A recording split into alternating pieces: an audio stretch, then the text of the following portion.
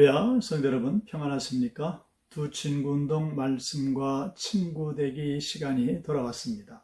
자, 오늘 160번째 날인데요. 자, 오늘부터 이사야서 말씀을 읽고 묵상하도록 하겠습니다. 자, 이사야서를 들어가기 전에 먼저 개괄적인 말씀을 좀 드려보겠습니다. 자, 이 이사야서는 참 여러 가지로 아주 유명한 그러한 그 예언서가 됩니다. 자, 먼저 이사야서는 한마디로 하나님의 구원을 예언한 책으로 유명합니다. 자, 이사야서는 하나님의 구원을 그렇게 노래한 구약의 복음서다, 그렇게 불리고 있고요. 그리고 이사야는 구약의 사도 바울이다 라고 불리기도 합니다. 자, 왜냐하면 이 구원이라는 단어가 이사야서 전체를 보면 63회 등장을 합니다. 장차 오실 메시아에 대해서 그 어떤 예언서보다도 아주 생생하게 마치 우리가 예수님을 눈으로 보듯이 증언을 해놓고 있기 때문에 그렇습니다. 자, 이 이사야서의 이름은 저자인 이사야의 이름을 그대로 따왔습니다. 자, 이 이사야 선지자의 이름 이사야는 여호와는 구원이시다라는 그런 의미를 가지고 있기도 합니다. 자, 이사야는 어떤 사람일까? 이사야는 남유다 왕실과 연관되어 있는 왕족 내지는 귀족으로 추정을 하고 있습니다. 그의 그 탁월한 문학적 표현력으로 이 성경을 기록을 했는데 다른 예언자들보다 좀 더 많은 공부를 하지 않았나 그렇게 추측이 되어지는 거죠. 자, 그리고 이사야는 이 탈무드에 의하면은 남유다의 14번째 왕인 므낫세 왕에게 톱으로 처형을 받음으로 순교를 당한 것으로 알려지고 있습니다. 자, 그리고 이 이사야서를 어느 시기에 기록을 했을까 하는 건데요. 자, 이사야는 남유다 제10대 왕인 우시야 왕이 죽은 해, 그러니까 BC 739년부터 시작을 해서 13대 왕인 히스기야 왕을 지내게 됩니다. 그리고 아수르 왕인 사네립이 죽은 해, 그러니까 BC 681년까지 58년 이상을 예언자로 활동을 했습니다. 왜냐하면 그가 히스기야 왕의 전기 그리고 사네립의 죽음을 기록해 놓고 있기 때문에 그렇게 추측을 하는 겁니다. 자, 그 이사야가 활동한 배경에 대해서 말씀을 드리겠습니다. 자, 이사야 선지자가 활동했던 그 시기는 아주 역사적으로 큰 전환점을 맞고 있는 그런 때였습니다. 왜냐하면 BC 721년경에 북이스라엘이 신앙적, 도덕적 타락으로 말미암아 하나님의 심판을 받게 되죠. 그래서 아수르에 의해서 패망을 했습니다. 남유다도 마찬가지로 아수르에게 멸망당할 그런 위기에 처했지만은 간신히 벗어나게 됩니다. 이때 이사야는 남유다를 향해서 애굽을 비롯한 이방 국가들을 의지하지 말고 유일한 구원자 되시는 하나님만 의지하도록 권면하고 말씀을 외쳤던 겁니다. 이사야 성경을 기록한 장소는 이사야가 주로 활동을 했던 남유다 왕국의 수도인 예루살렘이었을 것이다 라고 또 추정을 합니다. 자, 그 내용과 구성을 한번 보면은요, 아주 여기에 흥미가 있는데요. 자, 이사야서는 신기하게도 구약과 신약 성경의 조합처럼 39장과 27장으로 되어 있습니다. 합하면은 신구약 66권이 되죠. 그래서 39장, 즉 1장부터 39장까지 거기에서는 하나님의 심판을, 그리고 40장부터 66장까지, 즉 27장에서는 하나님의 구원에 초점을 맞춰서 기록되고 있음을 볼 수가 있습니다. 자, 이것은 좀 전에 말씀드린 대로 구약의 39권 또 신약의 27권과 그 구성이 같죠. 그래서 성경 신구약 66권의 축소판이다 라고 말을 하기도 합니다. 자, 이렇게 여러 가지로 유명한 이사야 성경인데요. 그 내용을 보면은 간략하게 이렇습니다. 하나님은 내 아버지이시기 때문에 잘못한 것이 내게 있으면 혼내시기도 하고 또 안아주시기도 하고 그리고 진정한 치유와 회복을 위해서 구원의 주 하나님께 돌아오기를 바라시는 그런 하나님을 그려내고 있습니다. 사실 하나님의 구원은 창조 때부터 시작된 것이지요. 그분이 나의 창조주이시기 때문에 나의 구원자도 되신다 하는 것입니다.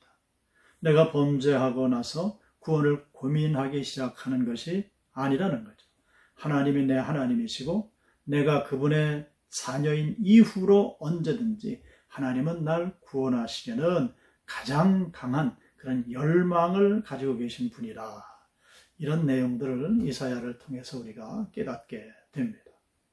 자, 오늘은 이사야서 1장부터 6장까지의 말씀을 읽고 묵상하도록 하겠습니다.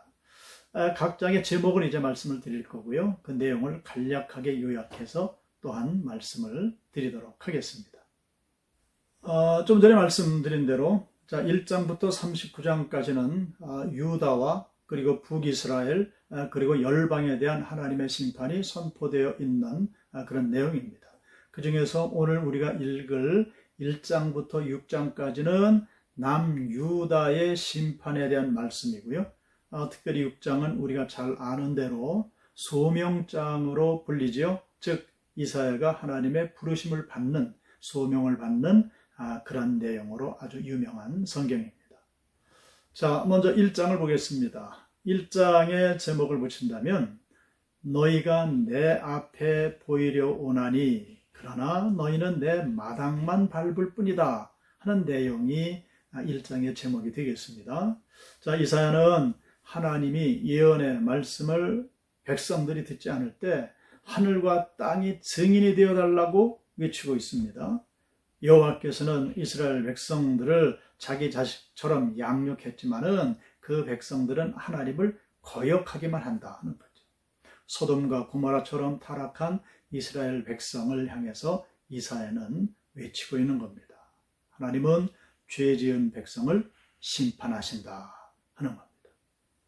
자, 2장으로 넘어갑니다. 자, 2장의 제목은 오라 우리가 여호와의 산에 오르자 여호와의 빛에 행하자 하는 그런 내용. 그리고 우리가 잘 아는 칼을 보습으로 창을 낫으로 하는 그런 내용들이 또 들어있죠. 자, 메시아가 이 세상에 오시게 되면 어떻게 이 땅이 변화될 것인가를 예언을 하고 있습니다. 마지막 날을 위해 회개하며 그 하나님의 말씀에 순종을 해야 함을 말씀을 하십니다. 그리고 그동안 섬겼던 모든 우상들을 버리라 하는 겁니다. 하나님이 심판을 가하시게 되면 빠져나갈 인생은 하나도 없다는 겁니다. 그래서 심판받는 자는 두려워지게 되고요. 정말로 큰 망신을 당하게 되고 그리고 급기야는 들고 있던 우상을 내던진다는 겁니다. 그래서 우리는 자나깨나 이 심판에 대비하는 그런 삶을 살아야 한다는 것을 우리에게 말씀해 주고 있습니다. 자, 3장입니다. 3장의 제목은 그들의 언어와 행위가 여호와를 거역한다. 그리고요, 하나님께서는 심판하시려 서 계신다 하는 겁니다. 자, 하나님은 하나님 당신보다 더 의지하는 것들을 과감하게 제거해 버리시는 분입니다. 또한 어그러진 지도자들을 처단하시는 그런 하나님이시라는 겁니다. 그 심판의 결과 아이들이 고관 노릇을 하게 된다 하는 이런 말씀을 하고 있습니다. 자, 마지막 때 모든 인생들은 타락할 것이라고 말씀을 하시죠. 부녀자들은 교만해지고 음탕하고 육신의 외모를 치장하기 위해서 사치를 함을 말씀을 하십니다. 그러나 하나님께서는 정수리에 딱지가 생기게 하시겠다 하는 말씀을 하십니다. 자, 그리고 4장입니다. 자, 4장의 제목을 이렇게 붙일 수가 있습니다. 7 여자가 한 남자를 붙잡고 애원하게 될 것이다. 하나님의 연단, 즉 당신의 백성들에게 하나님께서 연단을 주실 때는 망하게 하시는 것이 아니라 미래에 대한 번영이 목적이시라는 거죠. 그래서 여호와의 싹이 아름답고 영화로운 것이고요. 그 땅의 소산은 이스라엘의 피난한 자를 위해서 영화롭고 아름답게 될 것이다.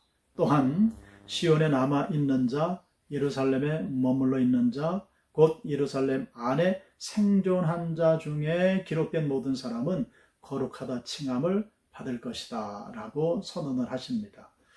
자, 이사야서에 나타나는 사상이 이른바 남은 자 사상인데요. 이 4장부터 남은 자에 대한 말씀이 이제 시작됨을 우리가 볼 수가 있습니다. 자, 그리고 5장으로 넘어갑니다. 5장의 그 유명한 말씀이 제목으로 올라올 수 있습니다. 극상품 포도나무를 심고 망대와 술틀을 준비했는데 들포도를 맺었구나. 우리가 익히 아는 그런 말씀이죠. 하나님께서는 기름진 산에 젖과 꿀이 흐르는 각종 좋은 것들이 풍성해서 풍요롭게 안락한 환경을 꾸미셨는데, 그러나 이스라엘 백성들은, 특별히 남유다 백성들이 들포도를 맺었구나 라고 말씀하시면서 한탄하시는 그런 모습입니다. 또한 더 큰 죄악에 악영향을 끼칠 수 있는 그 부자, 그리고 권력자들의 그 탐욕, 이런 것들도 지적을 하시죠. 그리고 완전히 타성적 악에 빠져서 오히려 하나님의 심판을 조롱하는 그러한 자들의 그 모습도 그려지고 있습니다. 정말로 끔찍한 일이 마지막 때 발생하게 되는 모습을 보게 되죠. 자, 그리고 그 와중에 이제 6장으로 넘어가는데, 자, 6장은 우리가 잘 아는 대로 이사야 선지자를 하나님께서 부르시죠.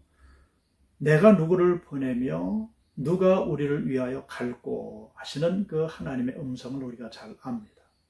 자, 그렇게 하나님께서는 이사야를 선지자로 부르시는 그런 그 소명감에 대한 장면이 기록이 되어 있습니다.